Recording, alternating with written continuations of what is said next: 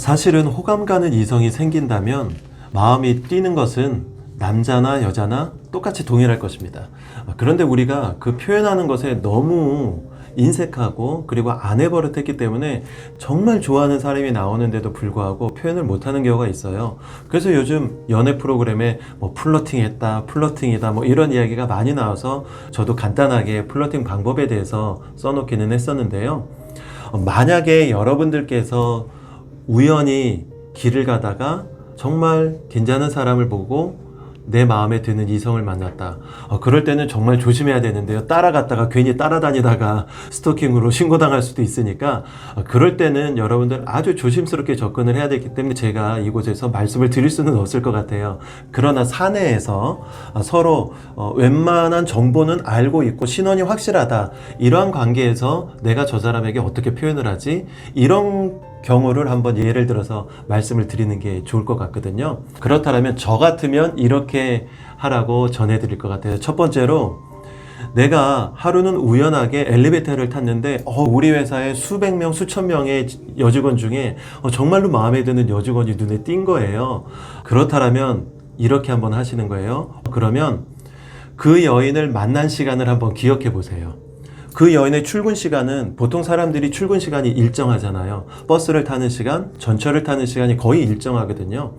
그렇기 때문에 여러분들이 그 여인을 정말 좋다면 그 여인 또는 그 남성이 출근하는 시간을 한번 체크해 보셔서요. 물론 이것도 되게 위험할 수는 있는데 위험하지 않게 해야 돼요. 체크만 하는 거예요. 그리고 여러분들이 같이 출근 시간을 맞추세요. 그래서 자주 그냥 얼굴이 익숙해질 수 있도록 만드는 것이죠. 익숙해지는 게 가장 중요하거든요. 말 걸지 마세요. 그리고 눈빛도 주지 마세요. 눈빛은 여러분들 마음에만 있는 거예요. 첫 번째는 익숙해질 수 있도록 자꾸 여러분들 얼굴을 상대방에게 자꾸 보일 수 있도록 동선을 한번 이렇게 맞춰보시는 것을 첫 번째로 한번 해보시고요. 그럼 두 번째, 그 다음 단계가 있을 거잖아요. 그럼 그 다음 단계는 무엇이냐면, 그럼 두 번째 단계는 어떻게 해야 되느냐?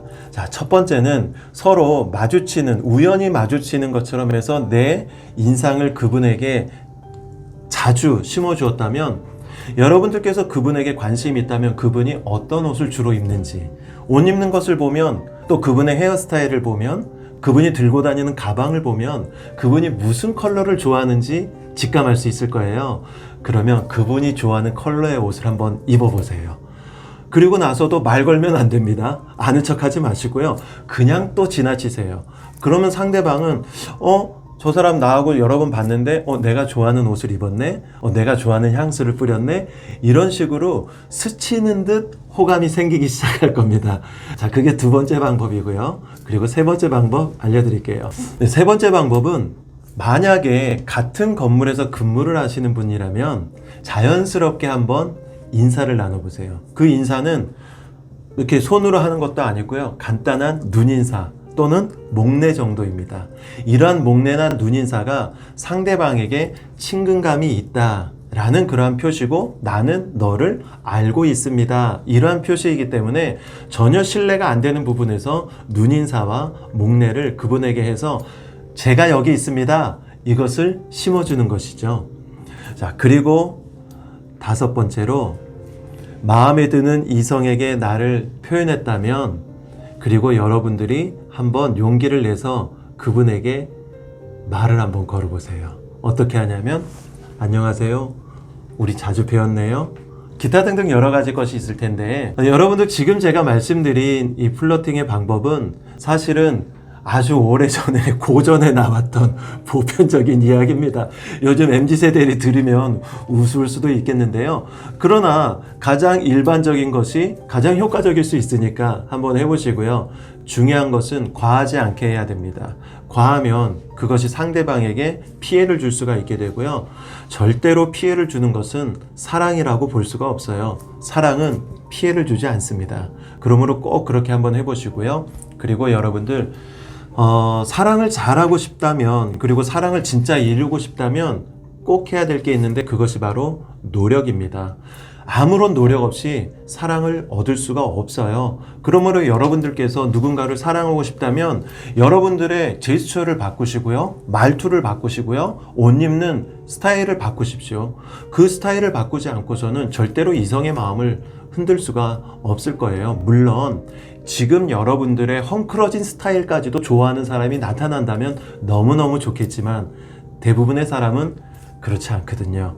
그렇기 때문에 여러분들의 말투와 외모와 옷 입는 것, 여러분들의 매너, 여러분들의 능력, 실력, 내면 모든 것들을 여러분들 스스로 꾸준히 노력하셔서 꼭 여러분의 마음에 드는 이성 만나시기를 저는 소망하겠습니다. 옛말에 이런 말이 있는데요. 시간이 약이다. 아마 어머님들 또는 우리 연륜이 많으신 분들은 굉장히 많이 사용하셨던 이야기일 거예요. 마음의 상처를 받고 힘듦이 있으면 주변인들에게 상담을 했을 때, 야, 시간이 약이야. 시간 지나면 다 잊혀져. 이런 얘기 들어보셨을 거예요. 그러나 절대 그렇지 않습니다. 여러분, 시간이 지나면 오히려 그 아픔과 그 시련은 내 마음속에 층층이 쌓여져서 아주 힘들게 되고, 시간이 지나면 그것이 폭발할 수도 있게 돼요. 그렇기 때문에 시간은 절대로 약이 아니라 내 안에 보이지 않는 앙금을 만드는 결과가 되는 것이죠. 기도를 하고 나왔다고 해서 그 문제가 해결될까요? 많은 종교인들이 교회를 다니고 절을 다니고 성당을 다녀서 기도하고 나오면 마치 내가 되게 문제가 해결되고 아픔이 없어졌다고 생각을 해요. 그런데 그것도 어쩌면 위험합니다. 왜냐하면 최면 거는 것 같거든요.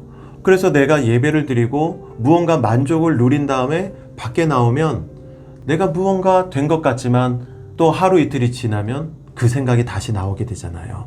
여러분들이 예전에 사랑하는 사람을 만났다가 그 사람하고 헤어지거나 가정을 꾸렸다가 가정이 파괴되었을 경우에 우리는 어떻게 생각을 합니까? 아유, 저런 사람 내가 다시는 안 만나. 그리고 용기 내서 누군가를 만났는데 과거에 그 사람과 비슷한 유형이 나타나면 아이고, 나는 저런 사람하고는 안 돼. 나는 안 돼. 이렇게 생각하고 떠나갈 거 아니에요.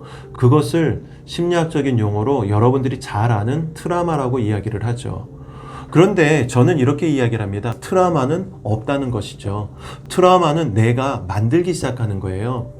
그래서 그것을 사실은 심리적으로 치료를 해야 되는데 이 심리적인 치유 단계는 과정이 있기 때문에 굉장히 복잡할 수도 있어요. 그래서 지금은 그 과정을 다 말씀드릴 수가 없기 때문에 제가 중요한 한 가지만 말씀을 드리자면요. 여러분 이렇게 한번 해보십시오. 부끄러운 과거는 없다. 이렇게 한번 생각해 보세요.